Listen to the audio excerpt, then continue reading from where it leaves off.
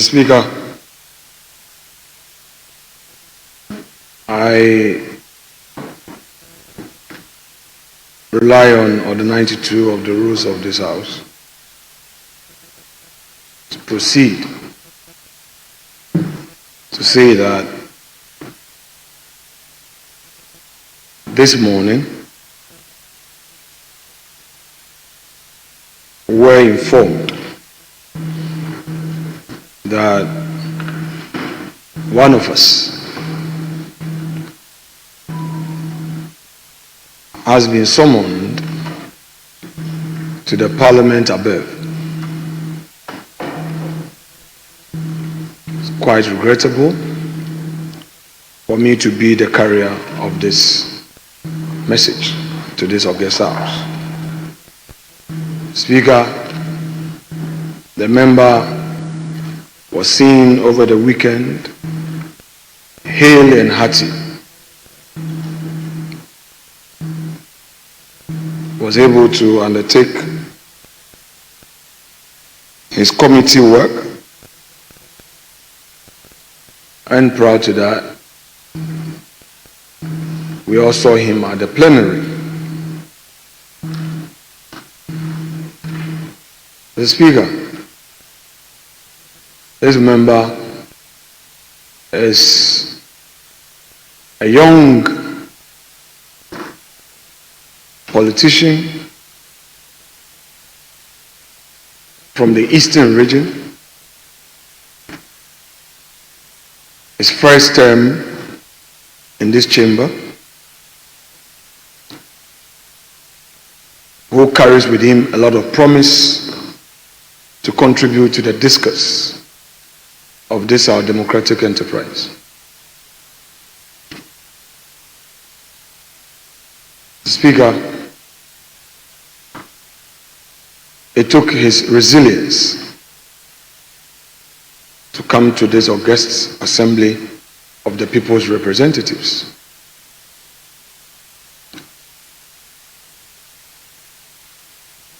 He was determined to serve his people for the term he was elected to serve. Mr. Speaker, the caucus of the NPP minority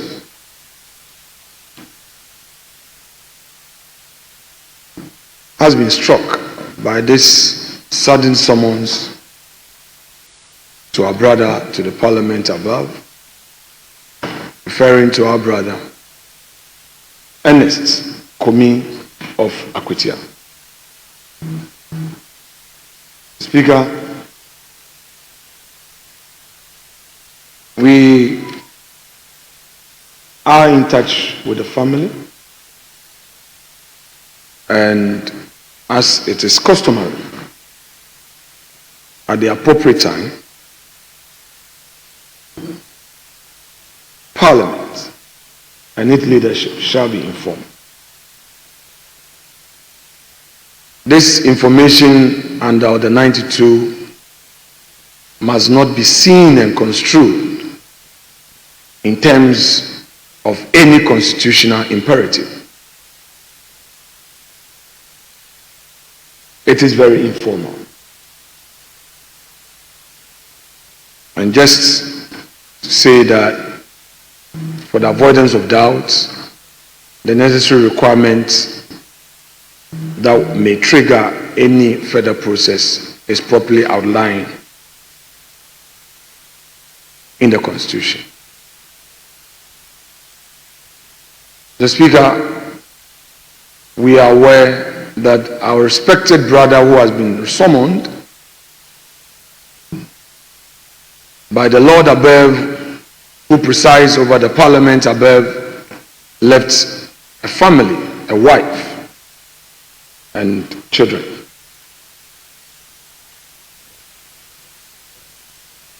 I am, through this medium, expressing on behalf of the caucus condolences to the bereaved family. And to the people of Akwatia who found him worthy of their trust and therefore elected him to represent them, the caucus says to them, Kwesi,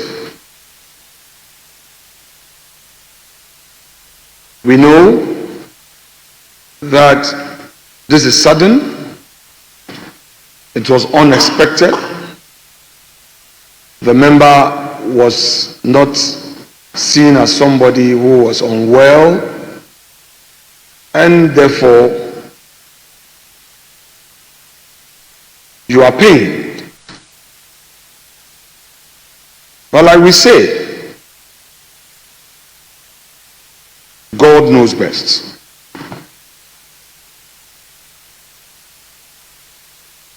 Speaker,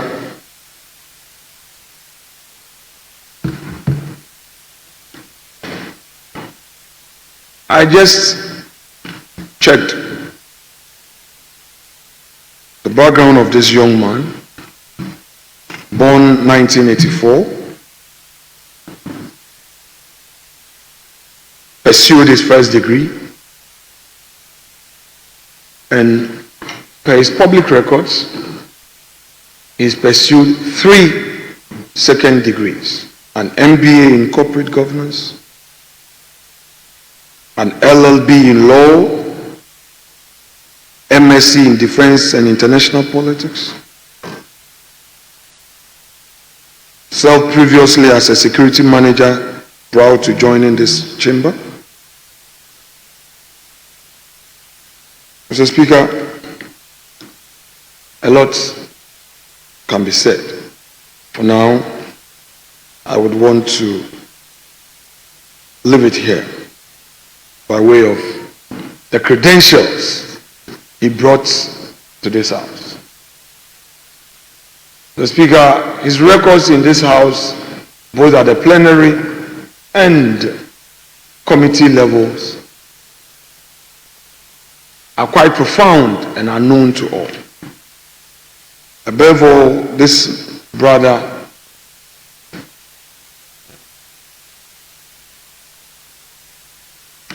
had all that anybody would want to have in a brother.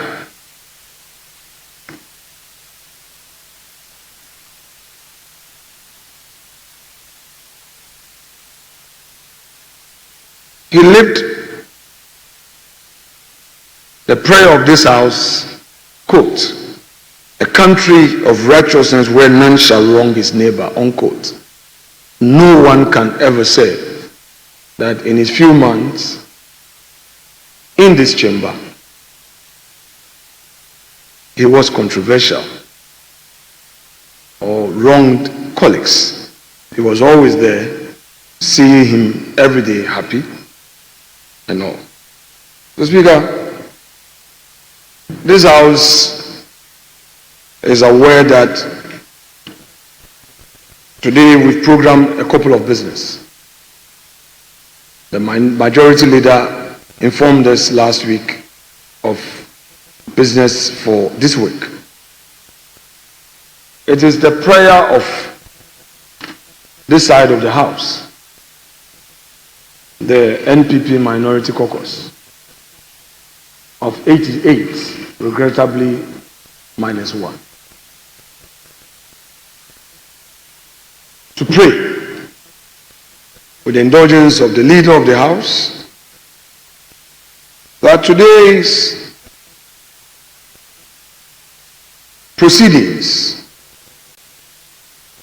be terminated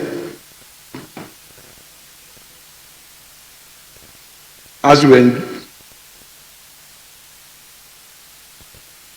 we observe a minute of silence in his honor.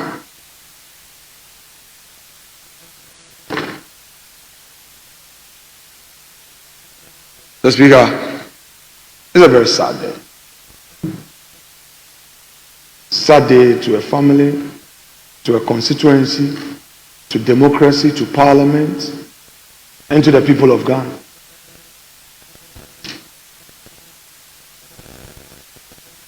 We know not when any of us may receive a summons. Colleagues, let's take heart and continue with our service to Mother Ghana. Mr. Speaker, I appreciate this treasure space to break this unfortunate news.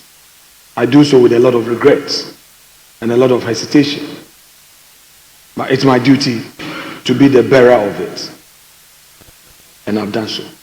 Thank you, sir. Yes. Majority Leader. Yeah, Right Honorable Speaker.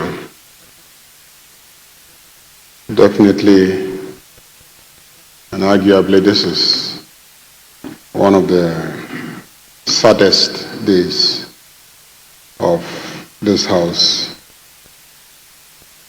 Like you said, I saw on the platform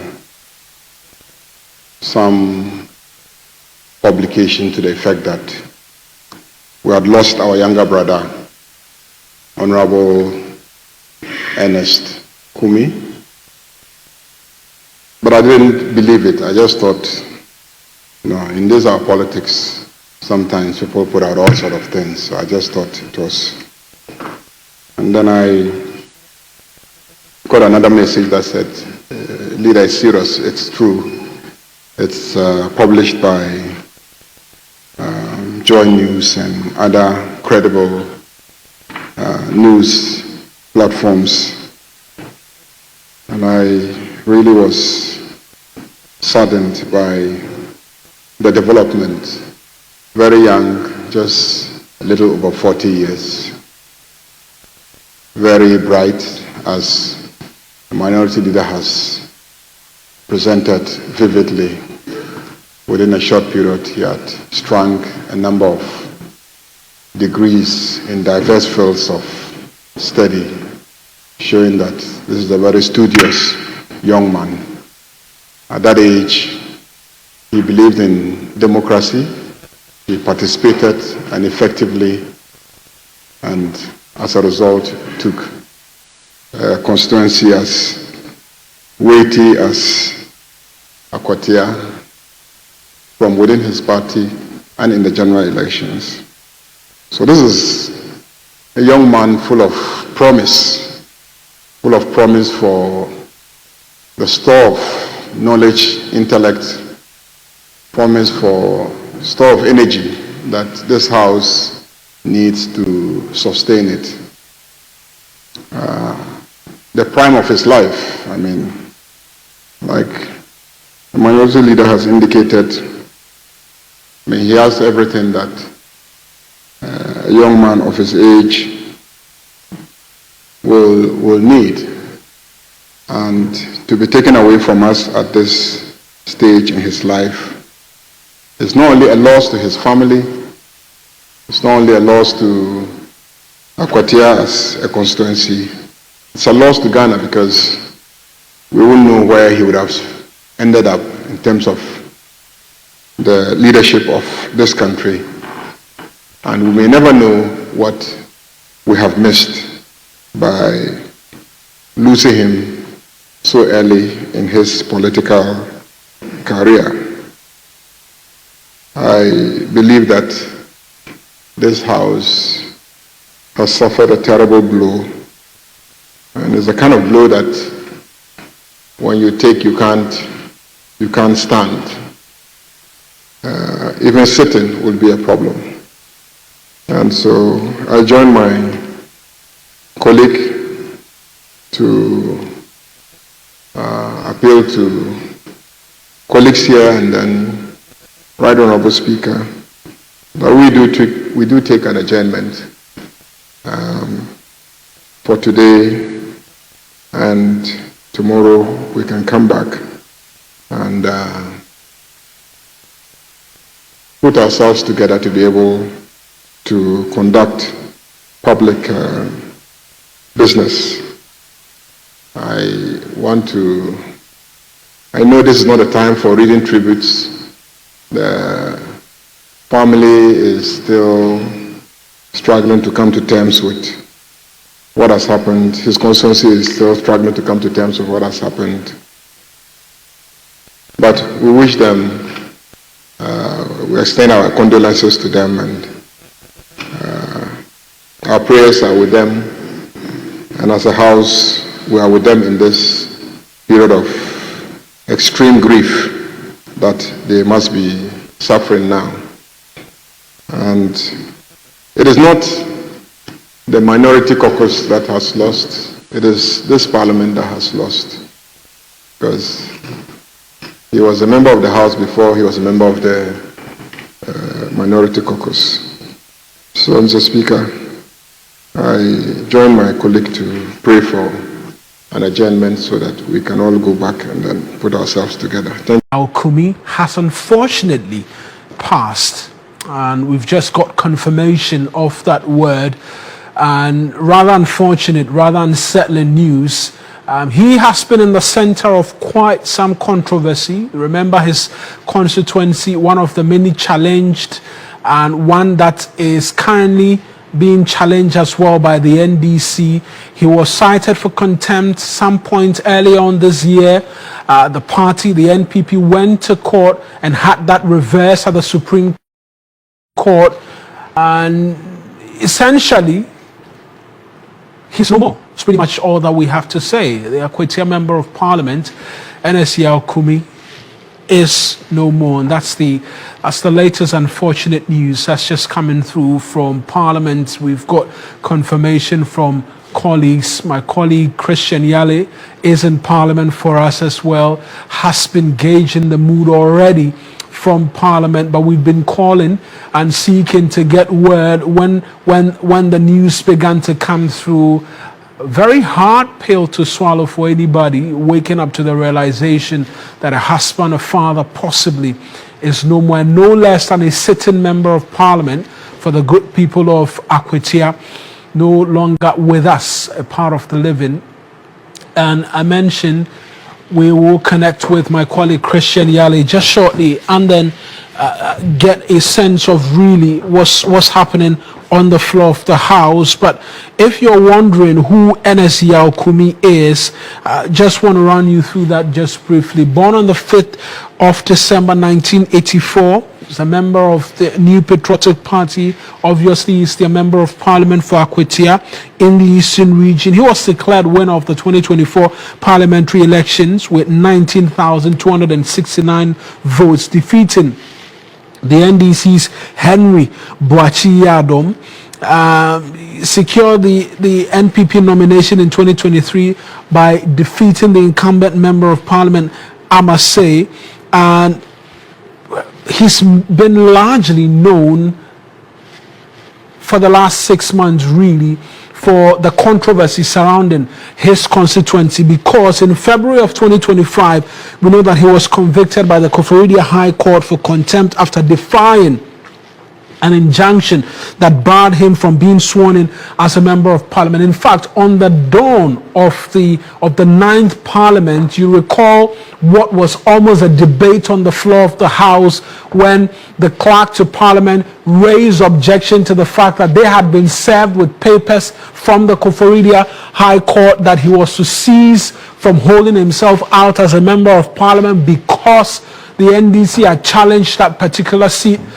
The consensus which was reached as championed by the minority leader Alexander Afenyo-Markin was that he will swear himself in and live with the consequence. The consequence was that in February of this year, he was contempt processes, or he was found or convicted of contempt by the Koforidua High Court, having continued to hold himself out as a member of Parliament. Subsequently, he, along with the NPP, went to the Supreme Court to have that set aside. It was something they went and were successful with. It was set aside, but unfortunately, he's not been able to live to see the full term, even as the challenges of this suit continues in the High Court in the Eastern region. And very unfortunate news that's coming through. We will, in the course of quite shortly, this extended bulletin, hopefully connect with Christian Yale, who's in Parliament, and just gauge briefly as well what the mood is like in Parliament.